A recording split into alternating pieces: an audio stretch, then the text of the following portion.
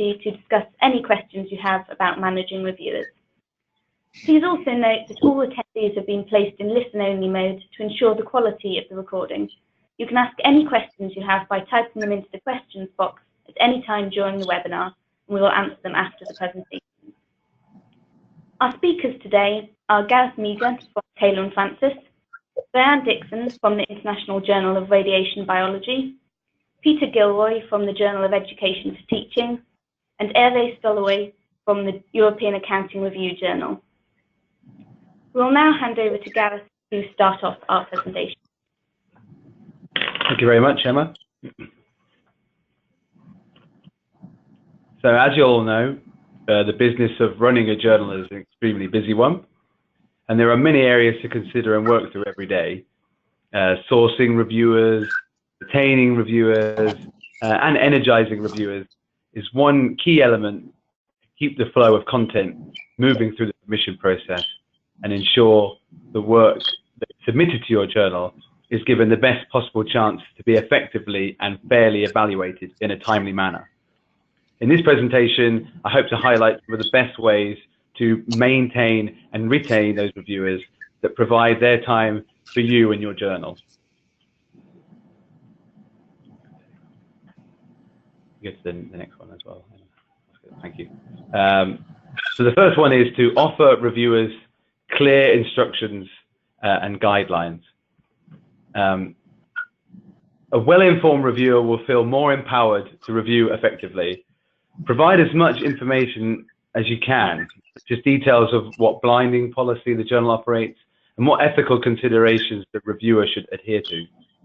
Taylor & Francis has resources aimed at reviewers to ensure they are aware of the different types of peer review and what is expected of a reviewer should they agree to review.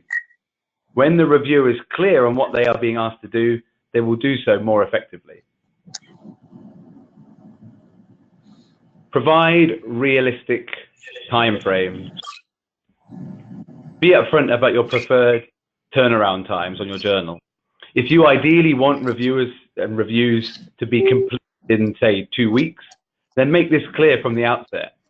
It will allow reviewers to agree or decline more accurately based on that level of information.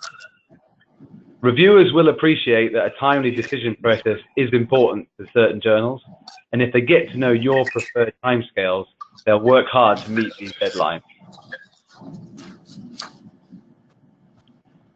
Send a thank you letter. After a reviewer has completed a review for your journal, automatic emails can be set up in submission sites to allow for a thank you letter to be delivered. And purely out of courtesy, because let's face it, everyone likes to be told thank you. And also it can be used to offer specific incentives, such as vouchers for money off Taylor & Francis books or discounted online access to already published content. Peer review is essentially a voluntary pursuit. So anything that can be used as an additional reason for a person to give up their time will always be a really useful way to retain the services of those that you invite to review. Prompt reviewers to update their details and their keywords. Accurate user details is obviously a hugely important way to match people with papers. Accurate and updated keywords in user accounts can mean that using the keyword match function in the submission system is a far better way to assign the correct reviewers to papers and reduce the chances of a reviewer declining.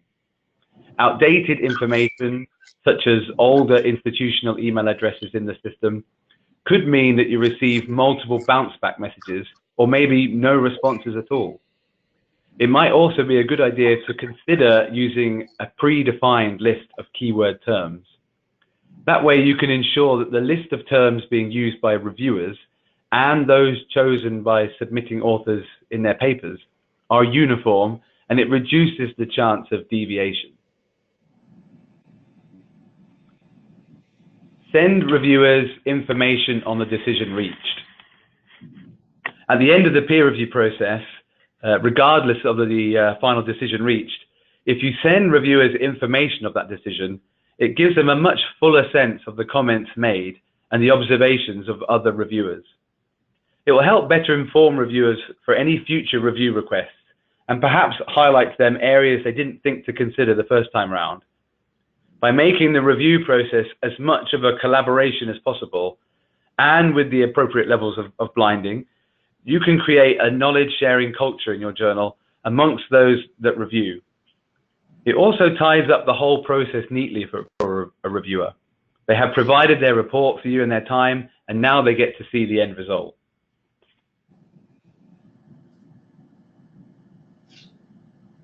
Automatic reminders.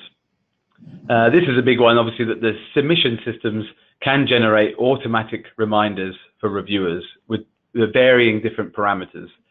This is a great way to keep things moving and ensure that there are as limited delays as possible in the review process by prompting reviewers at regular intervals. These can be added at varying times, and as many as possible can be added if you wanted to. If you really wanted to, you could send automatic reminders every single day. But it's a fantastic way just to keep things moving and make sure there are no bottlenecks in the review process on your submission system. They were the main points I wanted to cover today, and I'll look forward to taking any questions at the end. Yeah, they are the areas to hopefully help you retain and maintain those people that review for your journals. Thanks very much, Gareth, for that.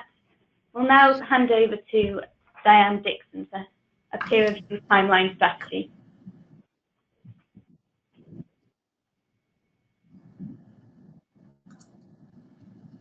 Okay, hello. So next slide. My journal is International Journal of Radiation Biology, and our board consists of 1 editor-in-chief, 15 associate editors, and 20 advisory board members. The associate editors are primarily responsible for selecting and inviting reviewers that apply to each manuscript. Next slide. So as part of our review process, this is the workflow for how we invite reviewers. Day 1, the reviewer would be invited. Hopefully, the reviewer will accept, or we count another 5 days and send a reminder for the reviewer to respond. Hopefully, the reviewer accepts, or we send another reminder in another 4 days. If the reviewer doesn't accept after the 9th or the 10th day, we remove the reviewer from the list, and then we invite the next reviewer on the list. Next slide. We found that using this process, it would take 47 days to find 2 or more reviewers. And this is a long period of time, as this is in addition to the amount of time we wait for the review to come back and a decision to be made. So we've tried to find ways to reduce this particular time in our process so we can get a decision out sooner. Next slide. At our last board meeting in October, I brought this up with the entire board, and we came to a decision that we would have a stricter timeline that all the associate editors would buy into. So our new workflow is we invite the reviewer, and if they don't accept, we send them 1 reminder in 4 days. And if they don't accept, on the 3 days after that, we just remove the reviewer, but we send them an email saying we acknowledge that they may be busy. If they had missed the original email, here's the abstract. If they would like to still review the paper, to get in contact with me. We've had in probably about 5% of the cases where reviewers will say, yes, I completely missed this, or I've been away traveling. I would still like to complete this review. So we've gone back and resent them the invitation, and that's actually helped streamline our process. By keeping it very tight and not continually waiting for reviewers to say yes, we've been able to just keep going down the list and focusing on the people who will agree to review our papers. Next slide. Because we've started doing this, we've now reduced our time to 39 days to find 2 or more reviewers. While it's still a long period of time, we are hoping that it will get better to reduce the time. Next slide. So because of this, we have a reduced time from submission to decision overall. And our associate editors are paying more attention to finding reviewers because they know they have a shorter window to find them. But the cons are there's always an outlier AE who is on vacation or very busy and does not sort of follow the 4 days plus 3 days. And that does sometimes drag out the average time, but it's getting people to commit to this review process that will help. And that was our case study. That's great. Thanks very much, Diane, for that. Welcome. We'll now hand over to Peter Gilroy. Hello there. I'm the executive editor of the International Journal of Education for Teaching. I'm the second editor of the journal, which has been running for just over 40 years.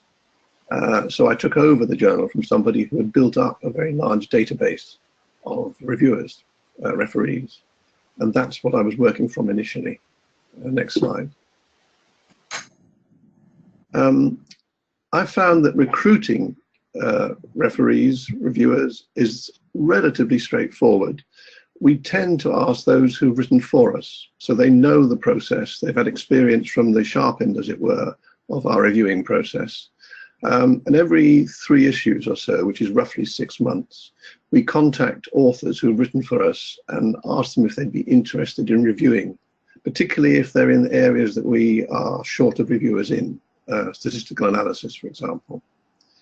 As Gareth said earlier, we spend a fair amount of time explaining exactly what we require of them, very, very carefully, particularly the ethical side.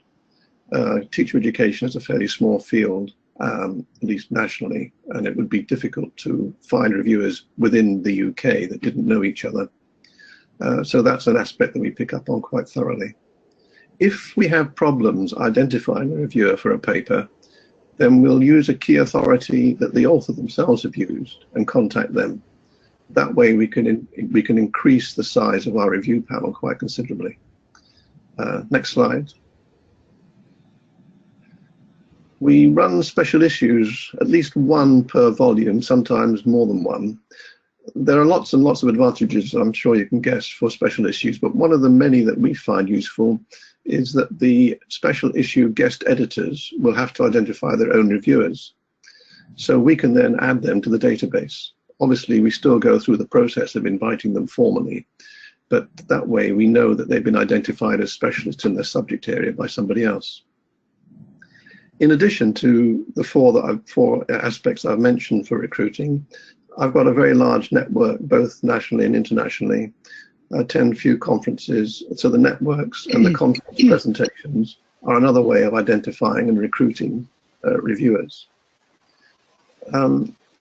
As I said, the journal's been running for some years, so some of the reviewers that were there initially are getting on a bit. And so we've often asked them to identify reviewers to replace themselves, early career researchers and so on. We can give them an opportunity to do some reviewing. We always send a formal email inviting reviewers to join our panel. And we found that the term International Review Panel is something that reviewers like to use on their CVs. It's a kind of ego massage, I guess, because they're not just associate reviewers, they're not just referees, they're part of our panel. So that's so much for recruiting. Next slide. The difficult bit is retaining reviewers, because as Diane and Gareth has said, and I'm sure Hervé will say as well, reviewers are extremely busy people. They're experts in their field. We need to treat them extremely carefully. So the first process we have is that we, at the editorial board, filter out papers that are obviously inappropriate. That means that the reviewers are not wasting their time reading a paper and then deciding that it's inappropriate. You can see very quickly, at least in my field, that a paper is inappropriate. So why waste the reviewer's time? When we send a reviewer a paper, we explain why we've chosen them, rather than just them receiving it blind. They know that there's a reason for it coming to them. It obviously connects to their keywords on our database. We also explain that they'll never have more than 2 papers per year, if that, to review. As a reviewer myself, it's very tiring, very tiresome actually, to receive lots and lots of requests for reviews. from journals. It would be nice to know that you'd never get more than 2, if that. If they're a new reviewer, recruited in the way I mentioned earlier, then we'll always let them know the decision of the second reviewer, who will be an experienced reviewer, and the overall decision. And we usually add the TNF discount voucher, although sometimes they would have already received it. Next slide. Next slide, please. Now, Taylor and Francis use a particular system for working through reviewers. We don't. We use a different kind of contact database. Initially, this wasn't a choice of mine, but because the previous editor had this very extensive database, I found I had to use it. And I found it very useful. It's a much more personalized system, although I believe you can do that with the CAT system, personalize things. But our contact database is extremely personalized, very closely personalized. And for that reason, we use the personal touch and correspondence with reviewers. For example, there are 193 reviewers on the database, and 2 of them are from New Zealand. And 2 years ago, when New Zealand had an earthquake, I was able to contact them to check they were okay. Another one of my networks in Australia, I knew that their department was having problems, and it was worth just staying in touch with them to make sure that things were okay. That's what I mean by the personal touch. It's much more proactive on the database that we use. I'll come back to that in a second. And we regularly ask reviewers to check that they're happy to continue reviewing and their interests are unchanged. By regularly, between 12 months and 18 months, we check that with them. It also gives us a chance to stay in touch with them. Next slide. So, as a result of that interaction, we have a very, very committed review panel. They very, very rarely refuse to review, usually because of holidays or conferences and so on that they're going to, but they usually find a way to review. They ask often for more papers to review, which I find strange, but they will do that. Very few are late reviews and very few need reminding. It does happen, but it doesn't happen very often. And if it does happen, we immediately ask them if they wish to continue reviewing with us. This approach is extremely time-consuming. And I can understand why, if you are on a full-time contract, I'm not a full-time academic anymore, this approach would be very time-consuming and difficult to fit in. I think it's worthwhile in the long run, but I'd be interested to hear what other editors feel. Thank you. Thank you very much, Peter. Please can I just remind everyone to keep typing your questions into the questions box. We've had a few come in already, so thank you very much for those. We'll be getting to all those questions at the end of the presentation. Next, we'll hand over to Hervé Stoloy. Thank you very much. So I'm a professor of accounting at HEC Paris and the editor of European Accounting Review. European Accounting Review is the journal of the European Accounting Association. So I have a term of 4 years. Now I'm in the second year of my term. When I began my term, I decided to make a survey with the editorial board. So you can move to the next slide, please. So I decided to make a survey with the editorial board. I should say that in our organization, I have 21 associate editors, 83 editorial board members, plus reviewers. So I made a survey, so I used a system, so I'm not here to do advertising, but in my school we have something called Qualtrics. So it's very similar to what you probably all know, SurveyMonkey, so this type of survey. So it's very easy to do. So I designed it. I included 10 topics. So for example, accounting, auditing, financial analysis, so that's topics. 20 methods. Quantitative method, qualitative method, survey, interviews, etc. And 162 keywords. Okay? So I decided to make a very, very long list of keywords. So I sent this survey to all the editorial members, and they filled it, all of them. So the system generated an Excel file, and now I have an Excel file which is very detailed, with all these topics, methods, and keywords chosen by the board members. And I did the same for the associate editors. And we share this file with all the associate editors and with all editorial board members. So I don't keep the papers for myself. My job is to assign the papers among the 21 associate editors. I keep some papers for myself, and we all have this Excel file, so we can all use this Excel file to find reviewers. Why reviewers in the board? Because the board members, when they signed for being in the board, they committed to review a few papers every year. So that's the first way to find reviewers. And because we have 2 reviewers per paper in our journal, we very often have at least 1 reviewer who is a board member. So that's the first way. Now we need a second reviewer. So the second reviewer can be a board member or can be outside the board. So outside the board, the technique I use is very classical. We look at the reference cited in the submitted paper. So in the submitted paper, I very often find names that of authors of articles very close to the topic, and sometimes I know the people. So it's a very easy way to find reviewers. Okay, and the third way to find reviewers is the ScholarOne tool, because in ScholarOne there's a possibility to search for reviewers with topics. So with the addition with the combination of these different techniques, I don't think that we, the associate editors and myself, we don't really have difficulties to, at least to find the names. Okay.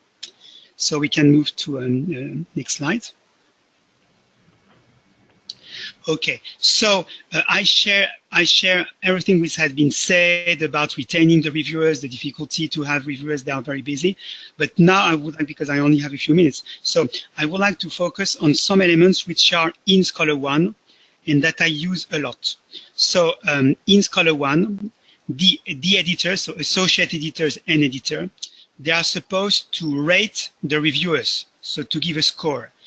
So every time a reviewer delivers a review, we are supposed to score, and there are two scores. One is timeliness, it's over 3, it's 1 to 3, and one is relevance of the review. So I know that some of my associate editors are a little bit reluctant to give a score to our colleagues. Okay, so I tell them that it's really necessary, it's very useful, especially when they have problems with the reviewer. So in 99% of cases, the score is 3 over 3. But in some cases, we have some difficulties, so we must be informed, because all the editors have access to the same database. So we must know, when we want to invite someone, we must know if this person had some big problems or had some problems in the past with reviewing. So that's why the rate is important. I tell my associate editors that I give more importance to the relevance than to timeliness. Timeliness is important, but we all are busy, so if the reviewers are a little bit late, a few weeks, maybe 1 month, I still give a 3. However, I really pay attention to the content of the review. If the content of the review was not really good, then I give, I would say, a 2 or maybe a 1 if it's really a very bad review. So that's one thing. The second element, which is in ScholarOne and very useful, is the number of papers currently under review. So we have 2 numbers. We have one number and a slash and another number. The first number is number of papers currently under review, and the second number is number of papers which have been reviewed, I think, in the last 12 months. So the general idea in the instruction that I give to all associate editors is we should not solicit a reviewer or a board member who already has 1 paper under review. Okay, so we try to avoid that. So sometimes we miss very good reviewers, but because we know we try to protect them, and we know that they work for other journals.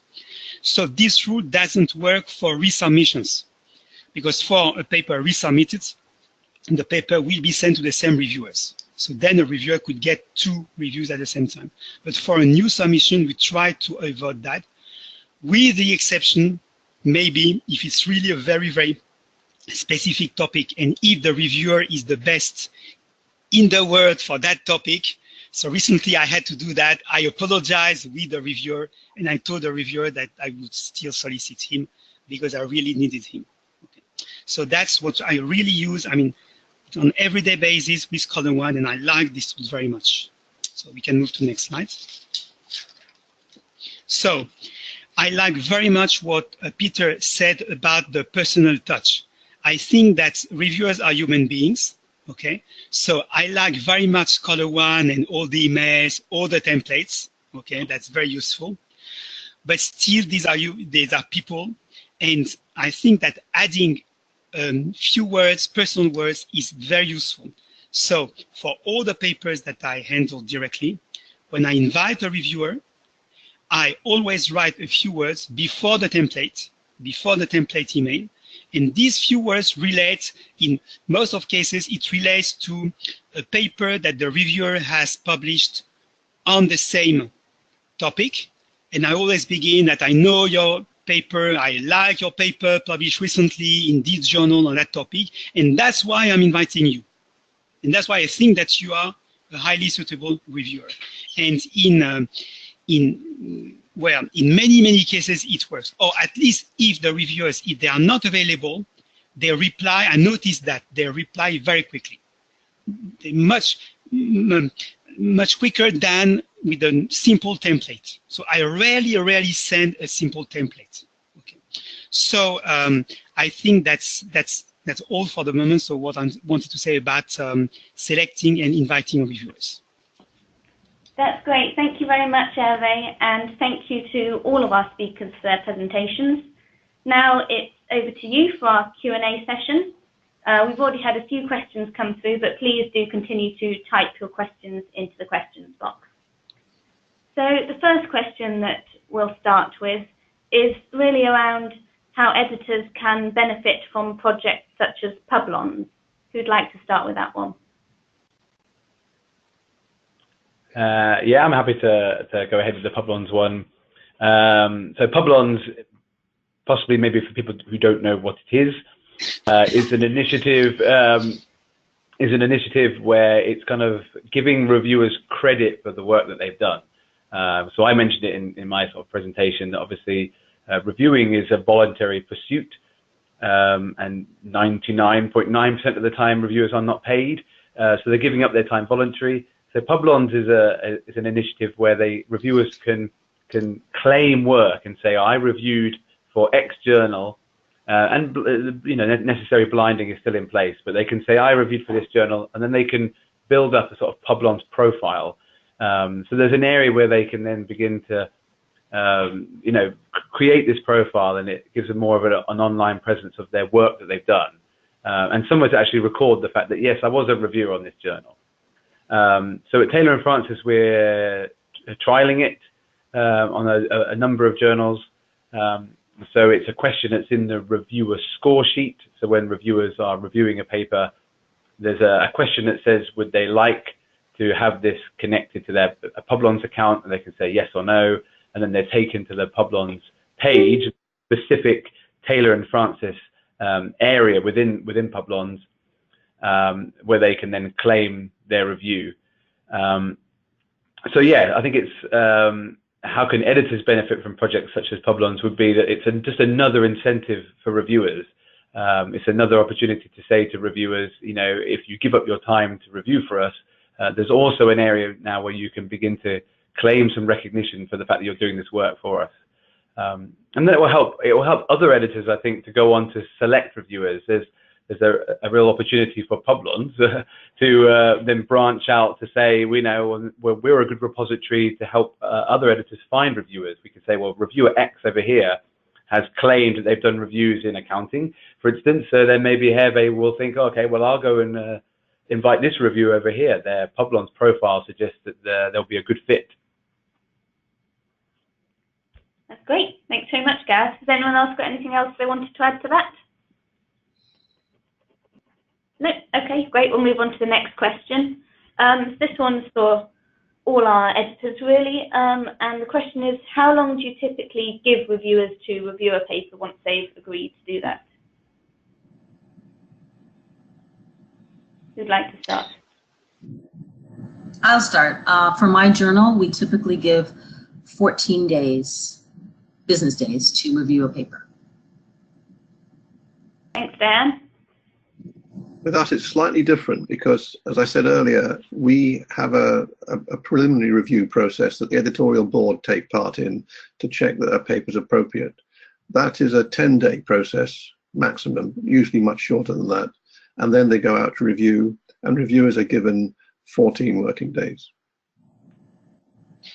For EAR, we also have a sort of initial screening process, which I do mostly, and this can lead in a very short number of days, a few days. This can lead to what we call desk rejections. So when the paper is not desk rejected, and we have about I would say a third of papers which are desk rejected. So all the other papers which are sent out for review, we give 45 days to reviewers.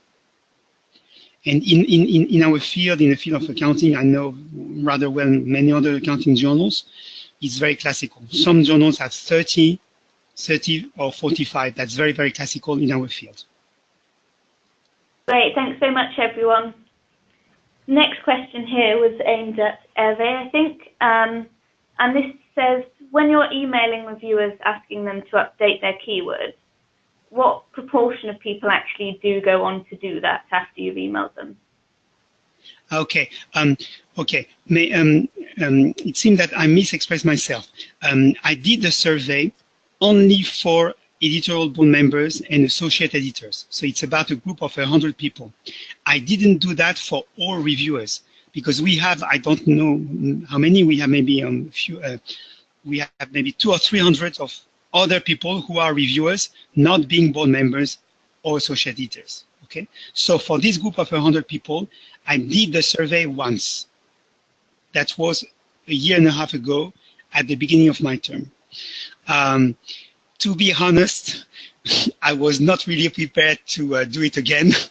So to update, because people, I know that people can change their research topic, but still it's rather stable. And if it happens that a keyword is not valid anymore, and if the board member is invited for this paper, the board member is supposed to reply, to decline the offer, to decline the invitation, and to say, I'm sorry, I don't work on this anymore. And this happens sometimes. It's rare, but this can happen. So that's the answer. Great, thank you very much. One question for all of our editors now. As editors who are sort of managing peer review processes yourself, do any of you do peer review for other journals? Yes, I certainly peer review for other journals, and I've learned from that experience what not to do as an editor. I mean, for example, you mentioned earlier about scoring reviewers. I sent a review in recently, and within 4 minutes of having the review go in, I received a standard letter saying what a fabulous review it was, and thank you very much for doing it. It's quite clear it couldn't possibly have been read in that time.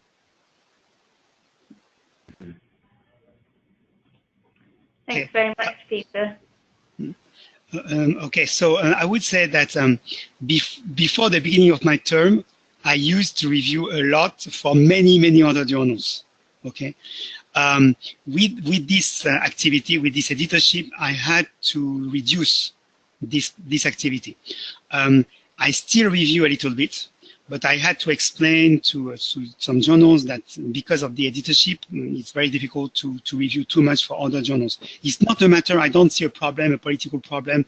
I don't see conflict of interest. It's only a matter of workload. And the other journals, and many other journals, I know that they save me, so they don't send invitations. But from time to time, I still kept a few journals. So from time to time, I still review, and I try to review on time for the other journals. Great, thank you very much.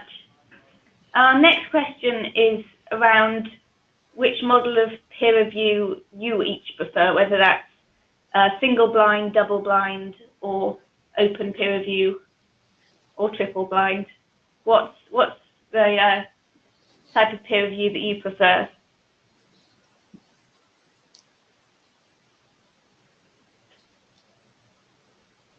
Well, I prefer double-blind review, which of course takes place after the editorial board have seen the papers themselves. So at that point, it isn't blind. Great, thank you. Okay, all right, so the current system we have is 2 reviewers, double blind. Okay, so I can explain some history. This was the system in the journal. Then with one editor, we have a change to 1 reviewer, double blind. So it has always been double blind, but it's during one editorship, it was only 1 reviewer. So we can discuss that because I know that there are many different ideas. Having 1 reviewer versus 2 reviewers. So having 1 reviewer has the advantage, it's easier to find 1 reviewer than 2 reviewers. So that's a big advantage. The difficulty for the editor is that the opinion of the editor is then based only on 1 report. So that's why when I began my term, I decided to go back to the original system, which is two reviewers, double blind. So I spend more time to find 2 reviewers, that's certain, but then I save the time when I receive the 2 reports. Because with the 2 reports, it's easier to make a decision. Of course, with 2 reports, there can be divergences between the 2 reports. But still, I find that I'm more comfortable with 2 reports, even if they are divergent, than with 1 report. From a managing perspective, my current journal is a single blind. I have worked on a double blind journal, and I find it's quite a challenge to make sure it's completely blinded. I think from the author's perspective, it's probably good because there'd be less bias by the reviewers, but to, I guess, manage that process, my preference is a single blind. Great, thanks very much, everyone. The next question is around how you deal with paper submissions that are proving difficult to locate appropriate reviewers from your database or via ScholarOne or Editorial Manager. So if you have in that situation, how do you go about trying to locate new reviewers?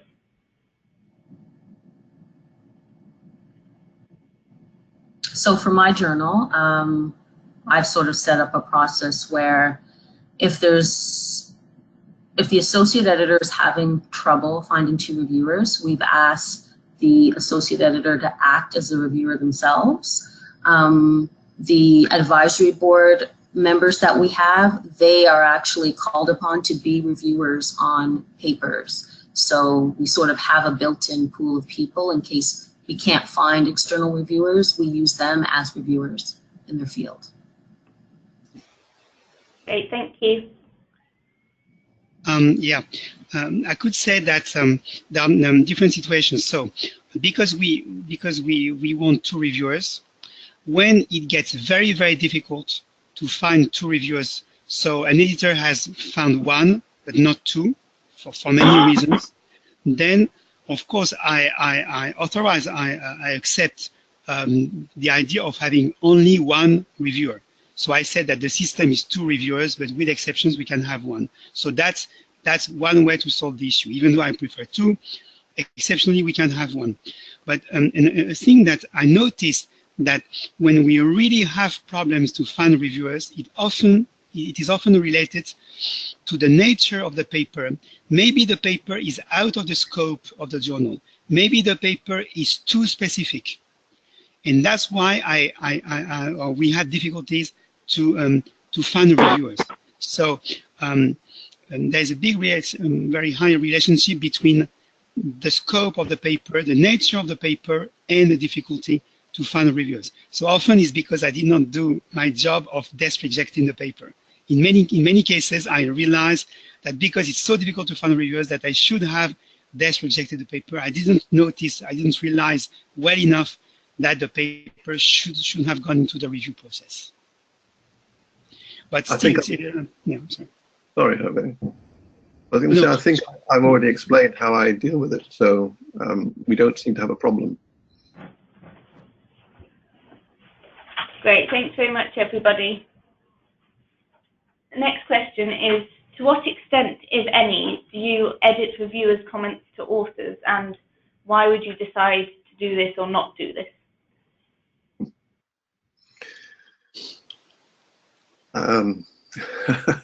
I have edited, but not for sense, more for emotion. Some reviewers can sometimes forget that they're writing about somebody's work, and that somebody might be quite new to the process of writing.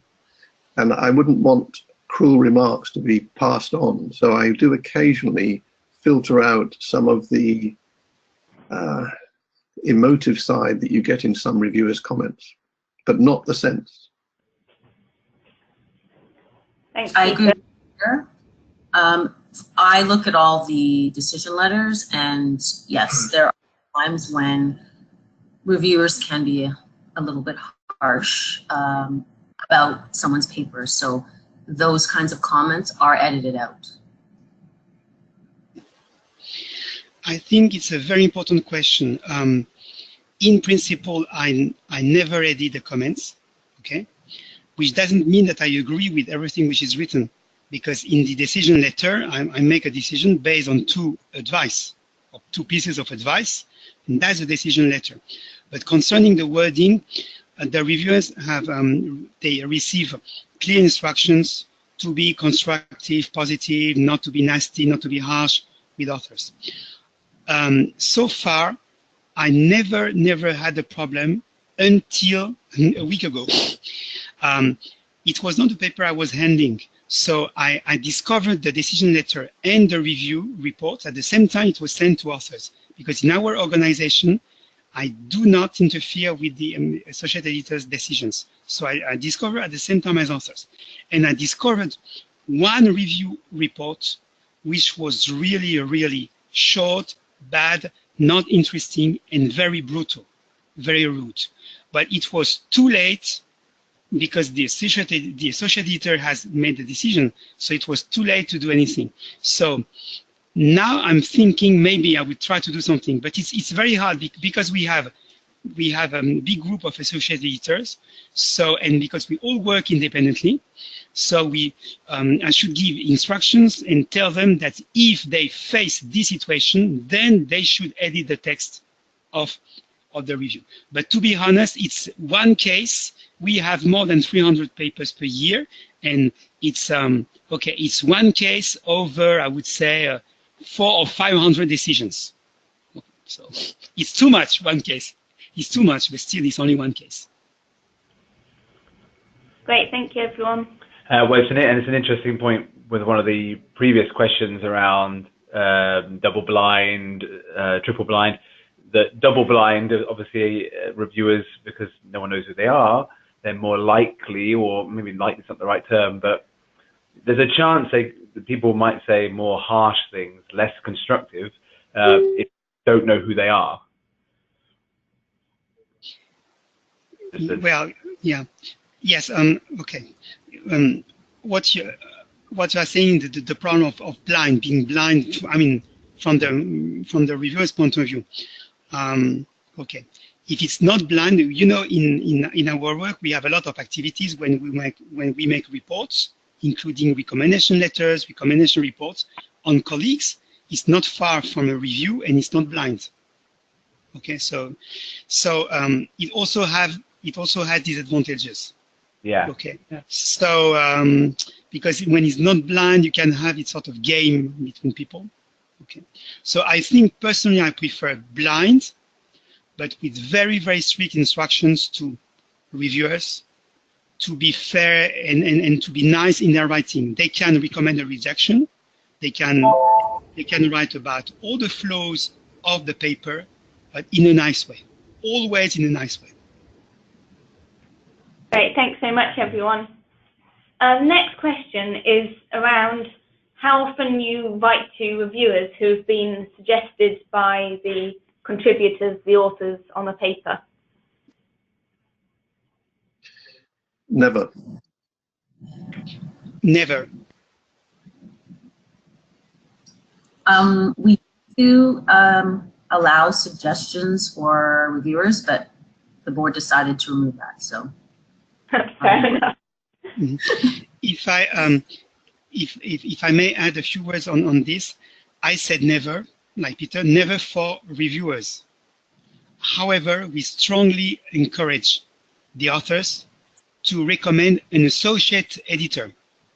So in the submission system, when they submit the paper, they have a window where they can select one or more associate editors plus me, so 20 group of 22 people, of course, based on the topics.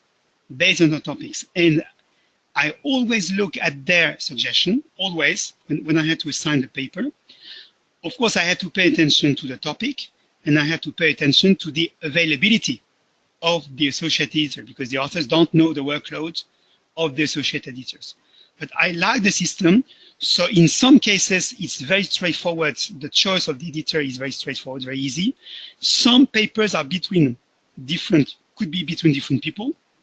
And sometimes it helps me to see the recommendation made by the authors. But more than one half of the authors do not take advantage of this possibility. So do not recommend any associate editor. Great, thank you very much. Our next question is around what sort of incentives you've tried offering to reviewers, such as obviously there's Publons and reviewer certificates from Taylor and Francis. Is there anything else that you've tried to get reviewers to review papers with you? no, we have not anything else. We use the voucher that TNF provides. I've never actually offered this, but I have noticed that one or two reviewers have asked me for references. And I think that might be because they are a member formally of the International Review Panel. So they're actually putting that on their CV and then suggesting that I could be a referee for a promotion or a post elsewhere. So I feel very guilty because for reviewers, we give nothing. So we don't have this system. I know journals in my field who do that. So we don't do anything. However, I fully agree with Peter. The number of recommendations I was asked to write for my associate editors or reviewers has significantly increased since I began my term. So, and I find this reasonable. I find this natural, and I like to do that because it's the minimum I can do for the colleagues who work very hard for the journal. Great, thank you very much. Our next question that we've got in is around patient peer review, where a non-scientist or non-specialist gives feedback to the researcher's work. Does anyone have any opinions on that? Has anyone tried that at all? I've not tried it, so I'm not sure how it would work, because what you want is expert advice on the particular paper, academic advice. Although within the UK system of the research exercise, the REF, I can see why you might want to have some element of impact. I don't know whether Diane does this, but I know in some medical journals, there is a section before the abstract where you identify the impact of your paper. And I have thought of adding that to the journal that I edit. We actually don't have that currently in our journal. No, like Peter, we only use experts in the field, we academics. Great, thank you everyone. Our next question is around the idea of an international review panel that was mentioned by Peter. So can you tell us a bit more about how that functions and how it's perhaps different from a list of reviewers that an editor might keep? A list of reviewers is just that, a list that you tap into. The panel know who each other are. It's more like a community, I suppose. But crucially, it gives them some sort of status other than simply being a reviewer. After all, a reviewer is central to the work that we do as editors. and we can't give them very much. There's the Taylor and Francis 30% off flyer, but other than that, there isn't much we can do. To give them some sort of status as by making them a member of a panel and communicating with each other, I think is quite useful. I'd certainly welcome it as a reviewer myself.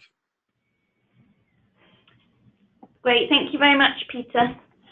Our next question is really around systems, so it's probably aimed more at Gareth, this one, and it's about how Scholar One is similar to or different from Editorial Manager, what those differences are there. In terms of sourcing reviewers, or yeah, really there's not a lot of difference between the two systems. They are both fundamentally peer review management systems. So the typical journal workflow of a paper being submitted, it going through some form of initial check and potential desk reject, then being assigned to a layer of editor, possibly being assigned on to another layer of editors, so maybe perhaps editor-in-chief, then associate editors, reviewers then being invited, peer reviewers doing their work, submitting their scores, and then ultimately a decision being reached. So they both fundamentally can facilitate that process. And the sort of, the sourcing, inviting, finding reviewers part of the process is again very similar in both systems. Both systems have a external reviewer search tool that has been factored in. The editors that the people listening may have used on Scholar One, it's called Reviewer Locator. On Editorial Manager, it's called Reviewer Discovery. And again, they work in very similar ways, that they are externally facing, kind of, so they're going out to the internet to search for names and potential reviewers, and they're using metadata that's in the submitted manuscript. So they're looking at, it's an algorithm really that's looking at terms such as words in the abstract, keywords, words in the title, and then bringing back potential reviewers to say, well, these people could potentially be good reviewers for this particular manuscript. And again, that kind of, the idea of those tools is to move away from something that I think Peter mentioned, the reviewer fatigue.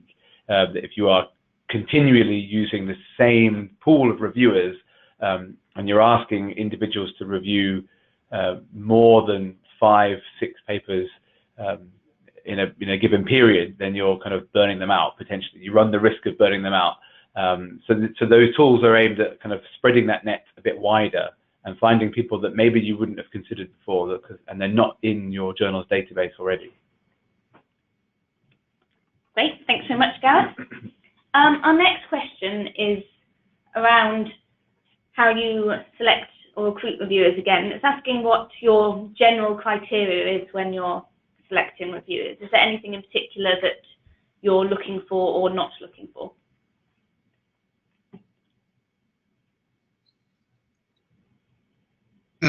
Okay, I could say a word. There are different criteria, but they must have published on the topic. They must have worked on the topic. They must have published on the topic. They can be senior or they can be young. Okay, in the career, there's no problem. We have a lot of young reviewers. Okay, usually because we have two reviewers, we try to have a mix of one experienced researcher and one younger researcher, but we want to have reviewers who have already some publications in the field and on the topic. And after that, so that's the first criteria. But then we get to know the reviewers. So after a few months, after a few papers, we know how the reviewers work. So we know some reviewers, they write well, they write long reviews, very constructive. Some reviewers, the reviews are less interesting. So usually we tend to forget the second category and favor the first one. So. Thanks, Hervé. The only thing I'd add to what Hervé has said, sorry Dan, is that we would prefer reviewers to have written with us. It's not always possible, but that is an ideal if we can get it. Sorry, Diane. Oh, no, that's okay. So in addition, we are okay. So what usually happens is someone who's a senior scientist in their lab, they might have students and they'll email us and say, can we have one of our students review this paper? I'll work with them, and we're okay with that. That's a way for them to be introduced to reviewing, and then they'll become one of our regular reviewers if they do well. Great, thanks so much, everyone. I think we've just got time for one more question now. If your question hasn't been answered, then don't worry, we'll be publishing a summary of your questions and our expert answers afterwards. So our final question is, do you have any tips or guidelines for new reviewers that editors can share with their new reviewers when they first start on a journal? Top tips. Well, I've been part of a sort of a training scheme that Taylor and Francis have offered younger reviewers and early kind of career researchers. And that touched on things that we've already talked about this afternoon. So this idea of making it a collaborative and a kind of a conversation between a reviewer and the author of the paper.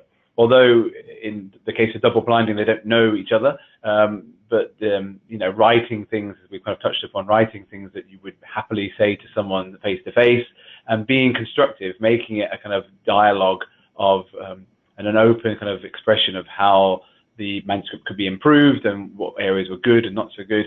So certainly we tried to express that a good review is a sort of full and frank one, rather than a sort of short, snappy one to think, okay, well, I'll just complete this review and I get it done and I've met my deadline. So that's something we certainly tried to put across. Thanks, Gareth. For my journal. Sorry, Dan. Sorry, Peter, I can interrupt. You go ahead. No, I interrupted you last time. For my journal, I would encourage new reviewers to not be afraid to reach out to the editor-in-chief or the associate editors. These are the people that are going to be selecting you, so get to know them, have them get to know you, so they will start using you more.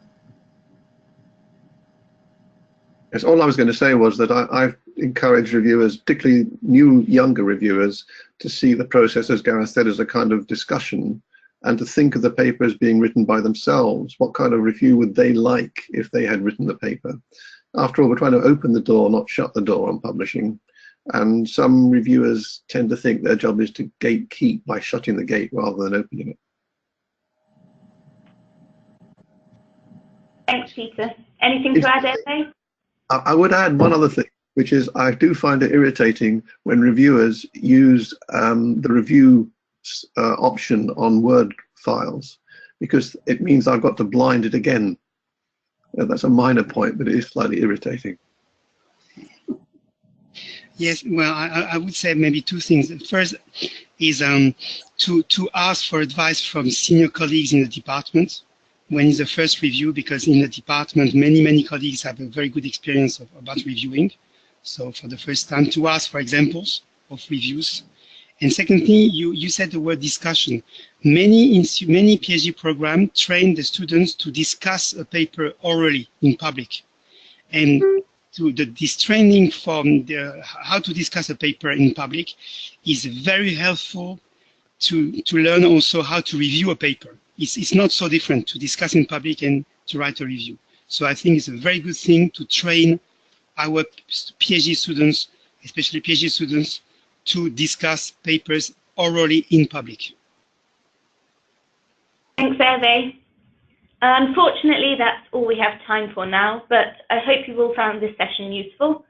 I'd like to thank our experts again for sharing their knowledge with us today, and I'd also like to thank you all for joining us.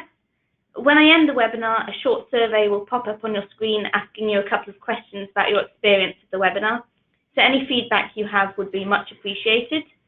This webinar has been recorded and we'll be circulating the recording to you all by email, so do look out for that in your inbox. Thank you again for attending, and we hope you can join us at another webinar in our Expert View series soon. The webinar is now over. Please feel free to disconnect. Bye. Okay, so now we can talk freely. No, thanks. I've learned a lot from that myself. Yes. Oh, yes. So Gareth, I did have a question about publons. So Yeah.